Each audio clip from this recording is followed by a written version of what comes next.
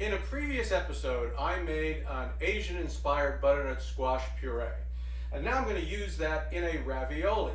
The pasta dough itself is also going to have some of the puree in it. So to make this, all you really need is follow my recipe for squid ink pasta in part 2 of episode 146, but substitute the puree, some of the, for the squid ink. So I have the dough ready to go. I have everything ready to go. I'm going to use a ring of an appropriate size that will give me some room. Use the back side of the ring, because I don't want to cut, to mark where I'm going to put these ravioli. Okay, so I have here the puree in a Ziploc bag. This is really great. If you have all you really need is the nibs here to do it, but you don't need a pastry bag. You just put the stuff in a Ziploc bag. It's the Ziploc and it works really great. So I'm going to dispense a circle of the puree, a nice big circle of puree, just inside the ring that I marked. So just put some of that in there. Okay, so I got that in. I'm going to a little bit more. I'm going to try and enclose the egg yolk. I have the egg yolks sitting right here. You can see them next to me. I put a nice amount of the puree. And now I'm going to just slide an egg yolk into each one right in the middle, nestled so nicely in the middle of that puree. Okay? And then I'm going to wet this area right around it. I'm going to make this nice and wet. Not too wet, but I'm going to use this. This is what's going to create the seal for the pasta. So I'm going to have another sheet of pasta. I'm just going to grab it in a second. Now that I've done this, I grab the other sheet of pasta. I lay it carefully over the top, and I can see the pasta is very thin. I can see through it where the puree is. And so just outside of that area is where I'm going to press down and get the initial seal on the ravioli that I made. Okay?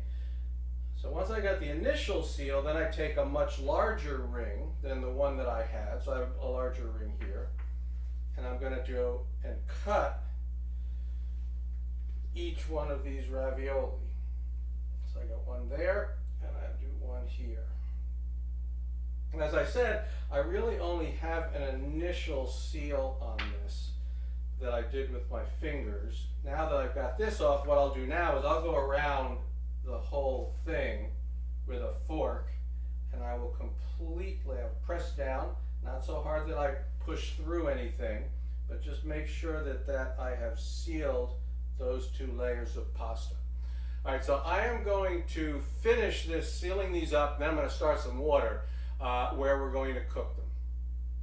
I'll be back. All right, so now we're ready to cook these. I'm going to slide them into the boiling salted water here. Now, it should only take a couple of minutes. This is fresh pasta. It should only take a couple of minutes to cook.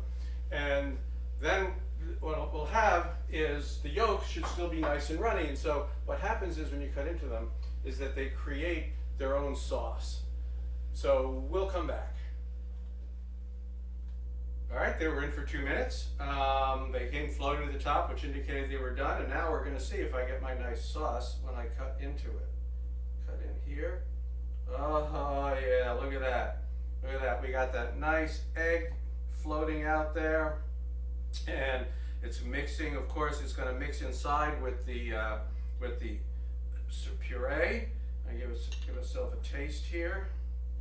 Cut myself a piece off of this. A little harder than it looked to get down in there. Boy, that's scooting all over the place.